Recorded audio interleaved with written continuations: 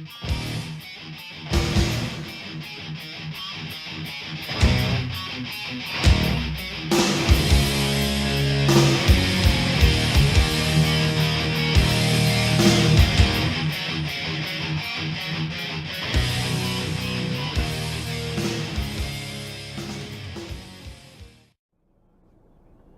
how are you? Michael, how are you?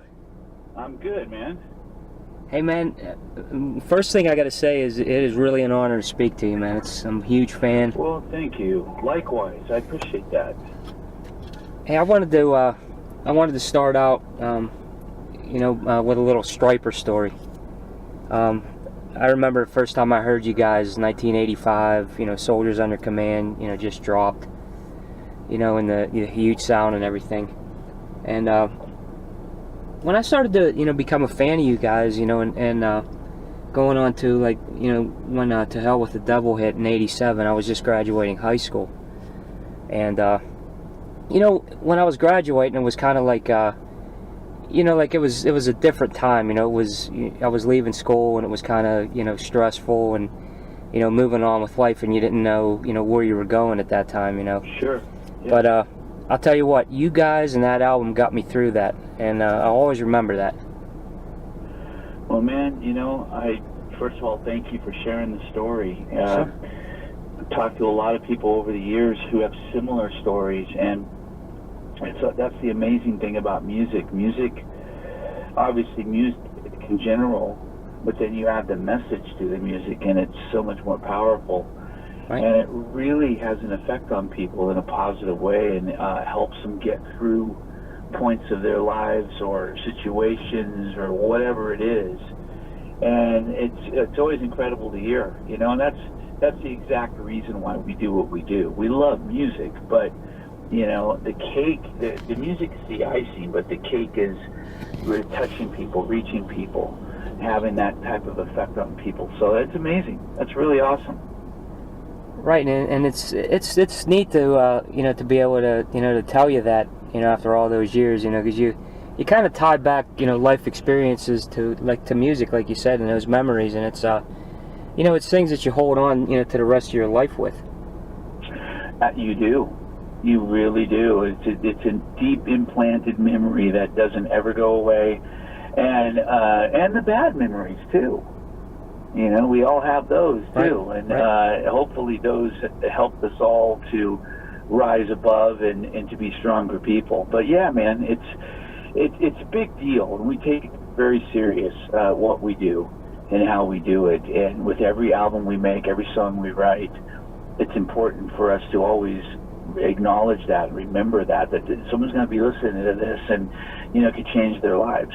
So that's really cool.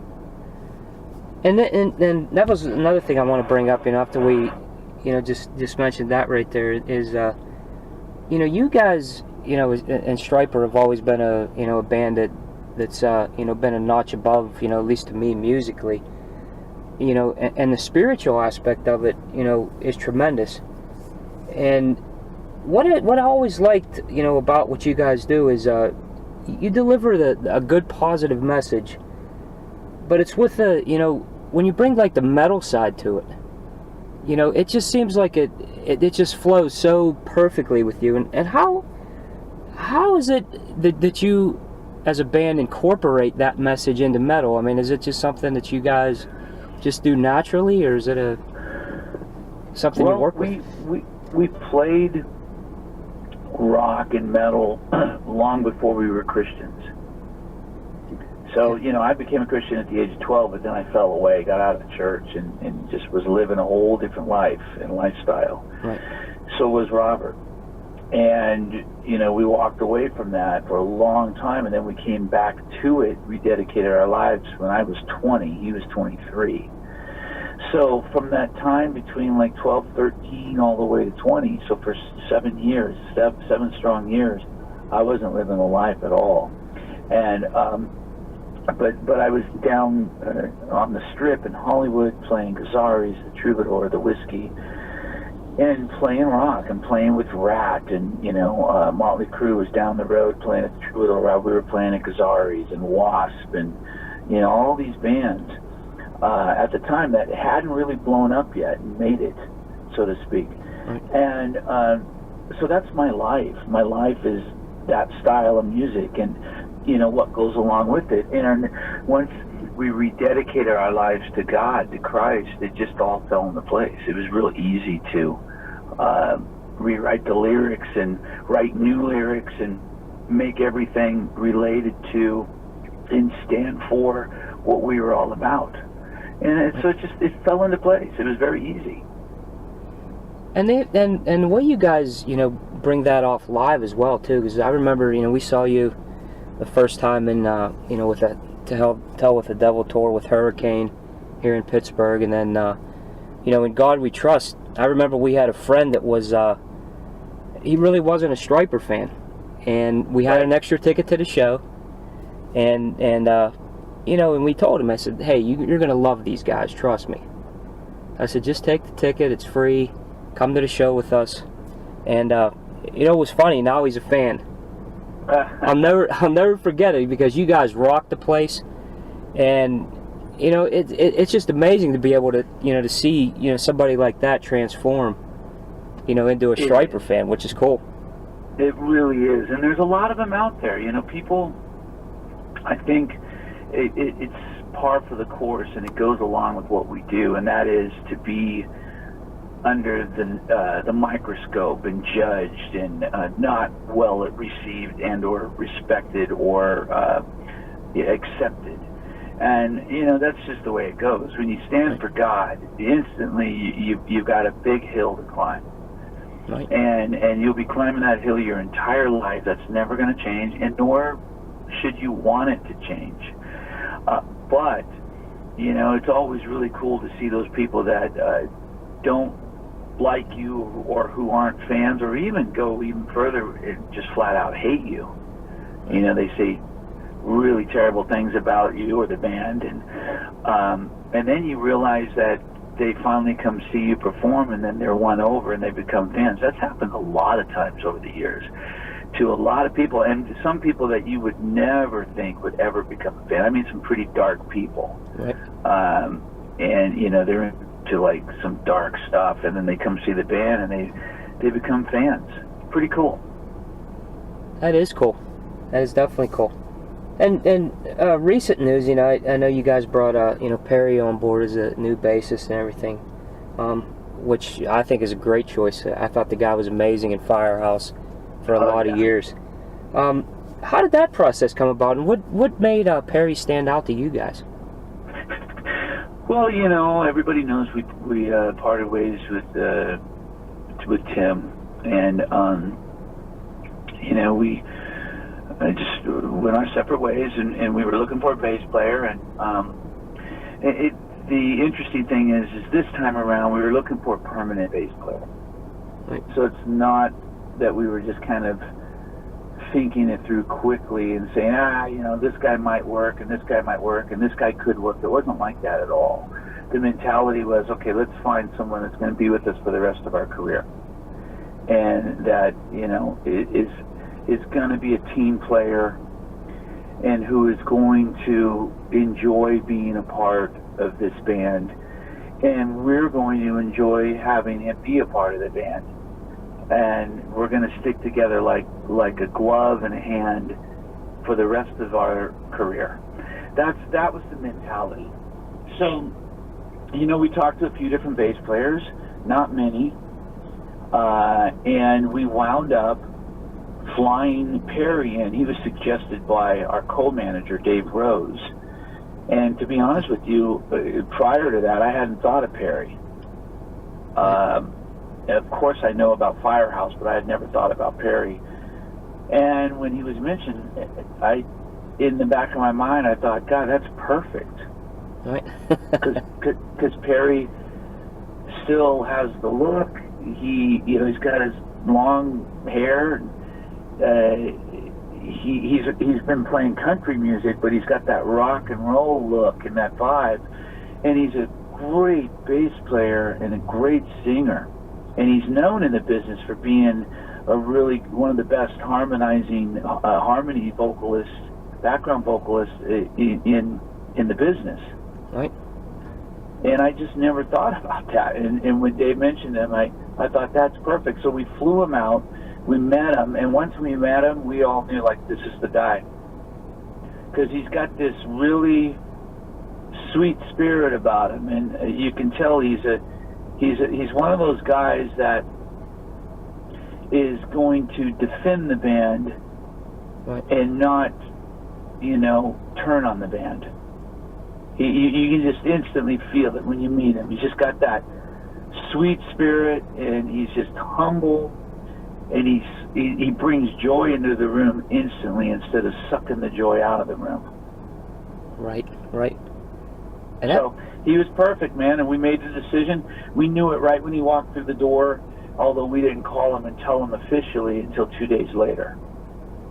Right, you just let it absorb it a little bit, huh? We wanted to talk in private. Once he flew home, he was only here for one night. He came and stayed at my house, and we have a little rehearsal room here, and we jammed with him on 5 tracks, gave him 5 kind of all over the map tracks, and he nailed them. His bass playing was killer, tight in the pocket, probably the tightest we've ever sounded.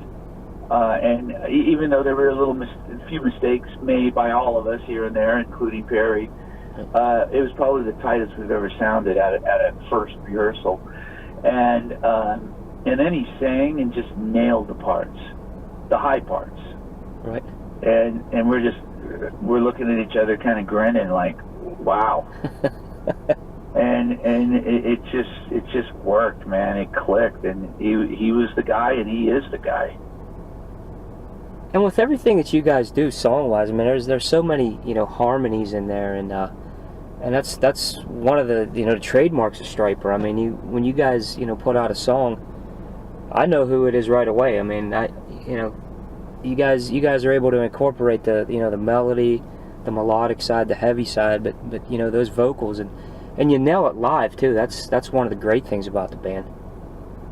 Well, we're big fans of, everybody knows, I think, that we're big fans of bands like Van Halen and Judas Priest and Iron Maiden. That's right. Really what we grew up on, listening to Scorpions, UFO, bands like that. Right. But not a lot of people know that we're also fans of the Beatles. Right. We're really big fans of the Beatles. We're really big fans of the Beach Boys. Another great band. We're big fans of Queen. So a lot of the bands, ELO, a lot of the bands with those really cool vocals, we love them. And we've always loved vocals, and Oz was in vocal choir class in high school, and so was I. Titan Tones is what it was called. Right. And we've always been really into and attracted to harmony vocals and learning how to harmonize and how to do it right. And then, injecting that into and connecting that to the music, the style of music we play, which is hard rock and metal. And not a lot of metal bands really do that. They've got the gang vocals, but you don't hear the big vocal spreads Right. that we do in hard rock and metal bands typically. So we try to develop our own style, man, and hopefully we've done that. You guys have definitely done that. You've definitely done that. Well, it comes from bits and pieces of a lot of other bands.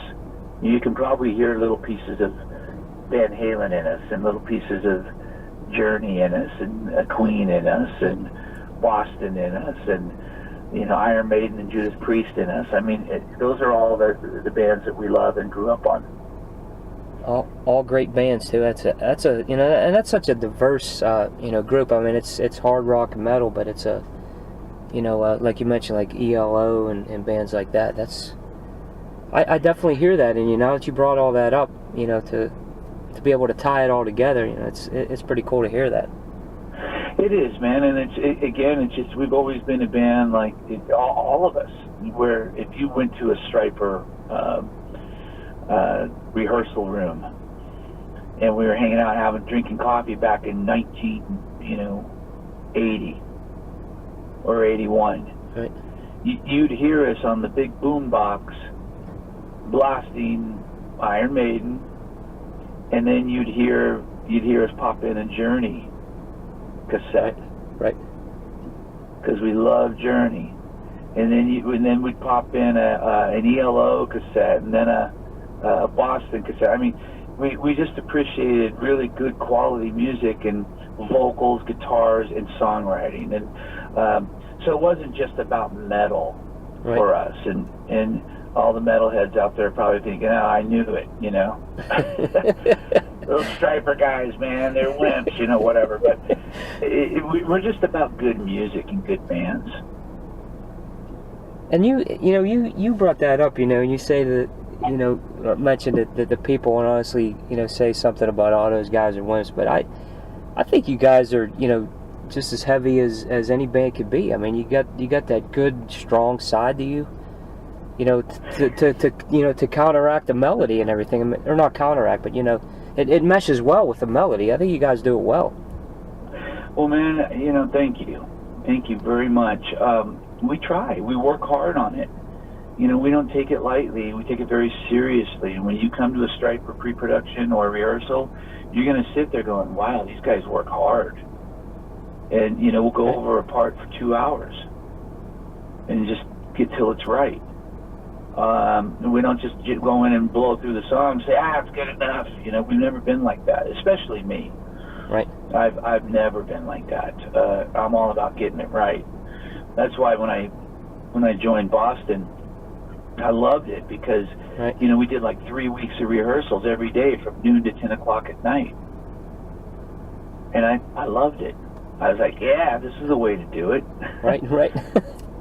So, but man, you know, it's funny. A lot of people that talk that way about it, it's like, you know, oh, they're wimpy or they're this, or I think it's just their own fear. You know, they don't understand us.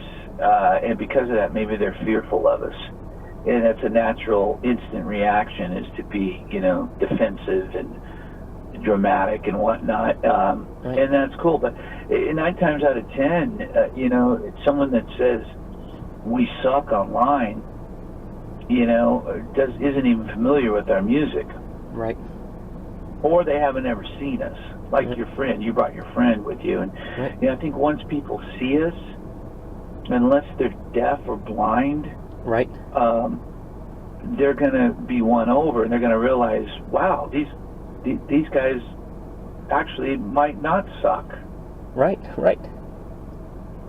You change them real quick. Most definitely. Well, we try, man. We work hard, and we just go about doing what we're called to do and what we need to do and want to do, and we enjoy doing it. And the people that get it. The people that don't won't, and that's okay. That's the way life works. Exactly. Hey, and you're promoting now, you know, the new Sweetlynches coming out, which you know, I have the first one, and it's awesome. And thank you, man. And one thing I got to say about that, to bring it up, is you're definitely one of my favorite vocalists of all time, and George is one of my favorite guitarists of all time. And to say it's a match made in heaven to me is, you know, is definitely what I would say about it. I think you guys are fantastic. Well, he's one of my all-time favorites too, and it was always on my bucket list to play with George. I always used to think about, like, you know, man, he and I have to do something together someday. Right. And that day came.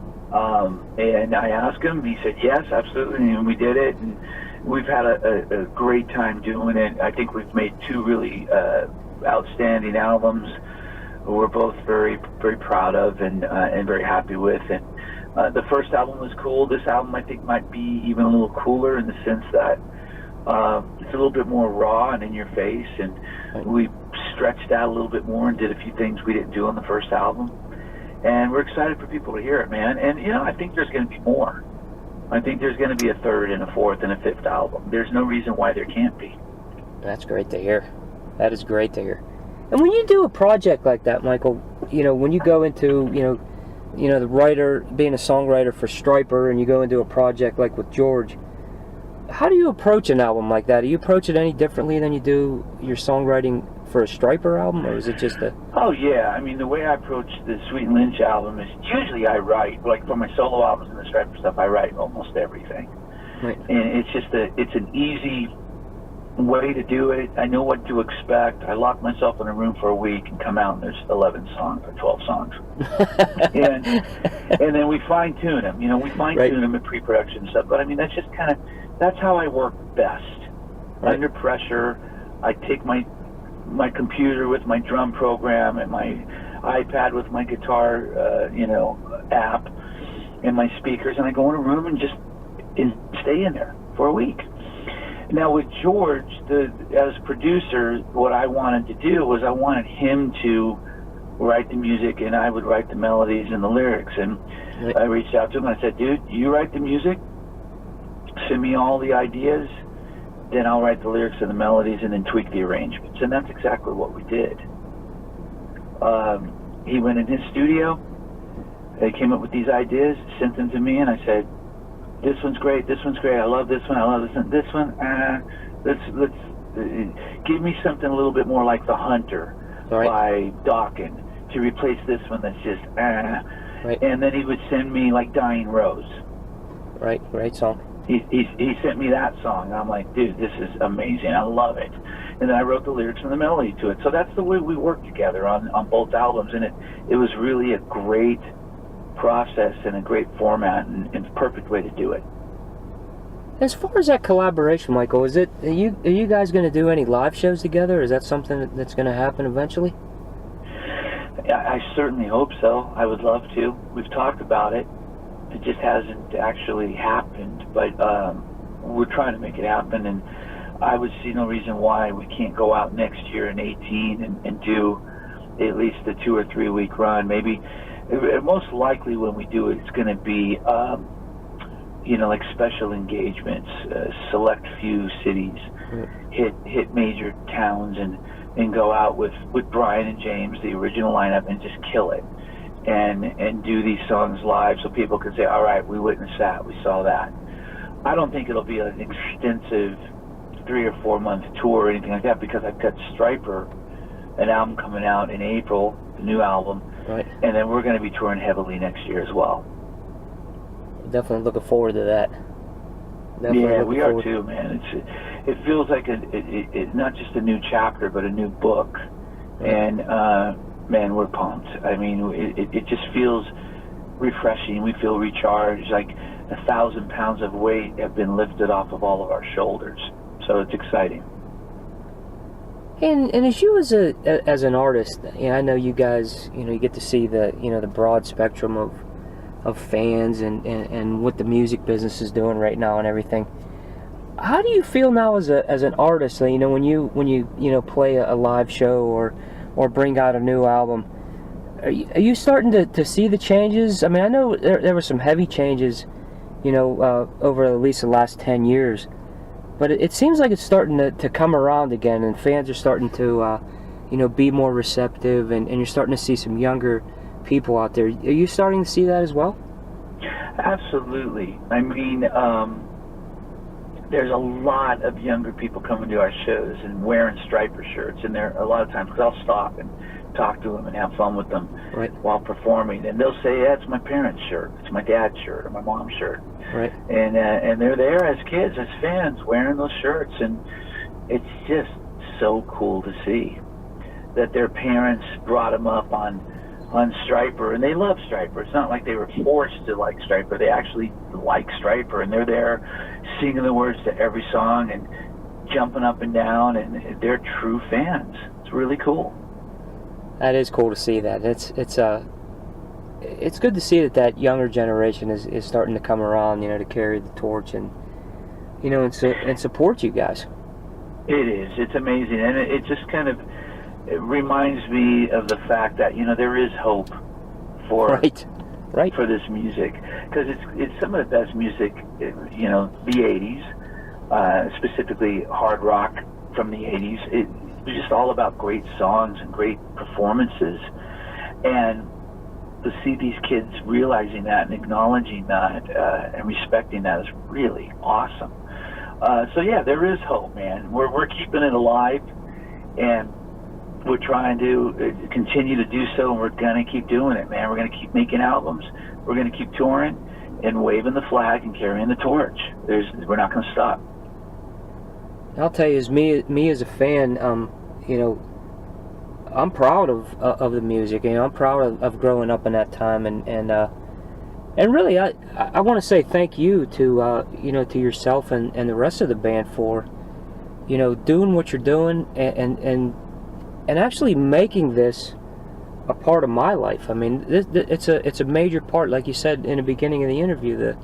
You know, the good times, the bad times, and we tie it all back. And it seems like music, no matter what mood you're in, if you're in a good positive mood, it keeps you there. If you're down in the dumps, it brings you up to the positive mood. So it just cranks you around. It's great.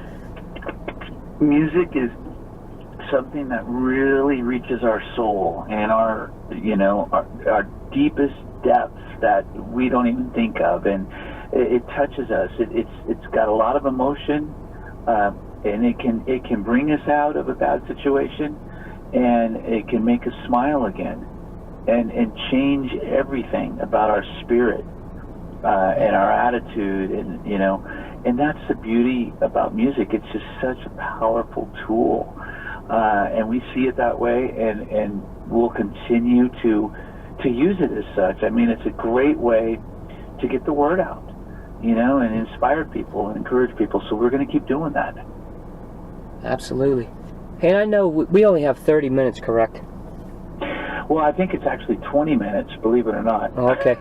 Okay. That's what I show on my Google Calendar. But I do have another interview coming up. I think I was late for you, and then I know I've got another interview at 11:30. So.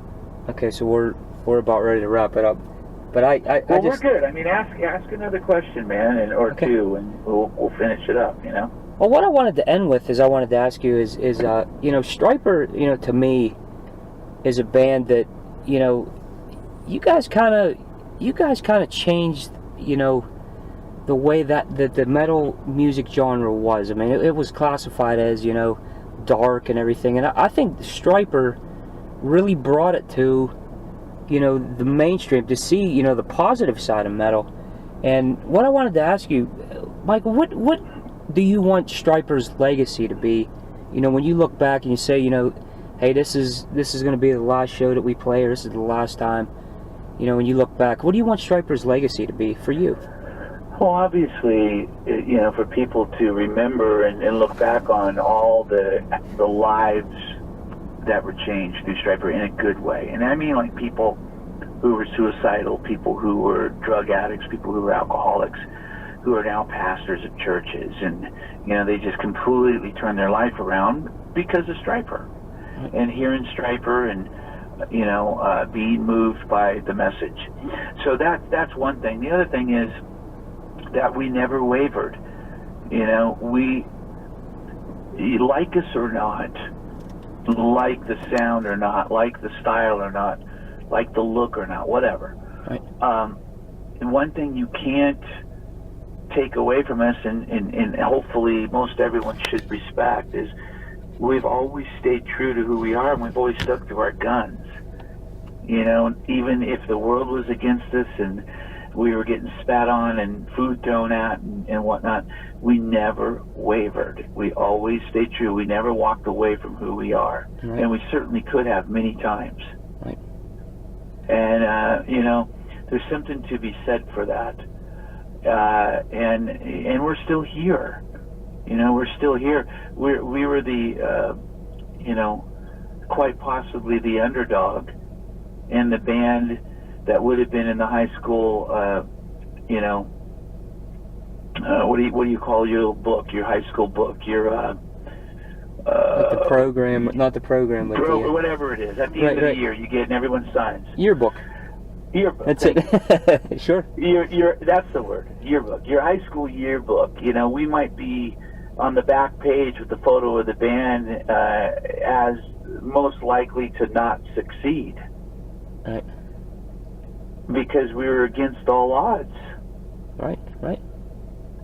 But somehow, miraculously, by the grace of God, we did succeed.